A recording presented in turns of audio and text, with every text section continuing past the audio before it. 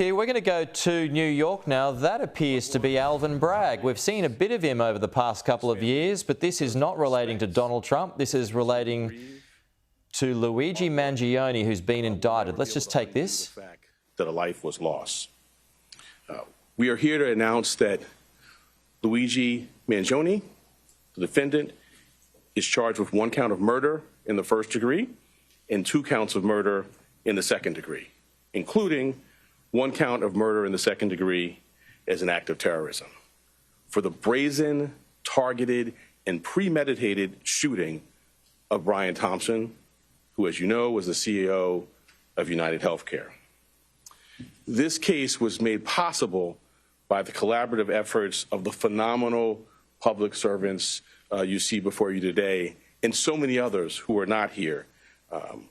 I'm honored to lead the Manhattan District Attorney's Office and privileged to serve alongside Assistant District Attorneys Joel Seidman, Kristen Bailey, and Zachary Kaplan, who were working from the outset, hand in hand, with the greatest police department in the world. The Chief of our trial division, Lisa Del Pizzo, and the Deputy Chief, Chris Prevost, provided sage oversight and direction. And I want to acknowledge our high technology analysis unit. There was a lot to be processed here. Steve Moran, in particular, who heads that, and Marco Popic.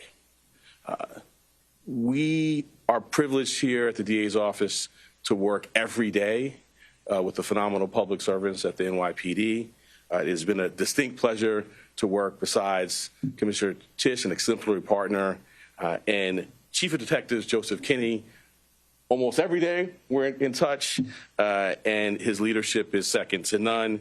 And then Deputy Commissioner Rebecca Weiner, who, as I tell her, there are a lot of challenging things happening in the world, and I sleep better at night knowing that she is the Deputy Commissioner in charge of terrorism.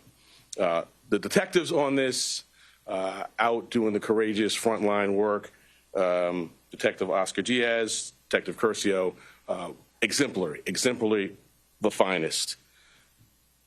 It wasn't just those of us here in New York. I want to acknowledge the great work of our partners in Altoona, the Altoona Police Department, the Blair County District Attorney's Office, the governors of New York and Pennsylvania, the FBI, and of course, the brave members of the public who answered the call when our great commissioner put out the call for their assistance. This was a frightening, well-planned, targeted murder that was intended to cause shock and attention and intimidation. It occurred in one of the most bustling parts of our city, threatening the safety of local residents and tourists alike, commuters and business people just starting out on their day. Let me say a bit more about the charges. They include 1 count of murder in the first degree as a killing in furtherance of terrorism, 2 counts of murder in the second degree, 1 charging that the killing was done as an act of terrorism, and the second pertaining to the fact that the killing was intentional. The maximum penalty possible for murder in the first degree and murder in the second degree as an act of terrorism is life without parole. The maximum penalty for murder in the second degree is 25 years to life. There are additional counts as well.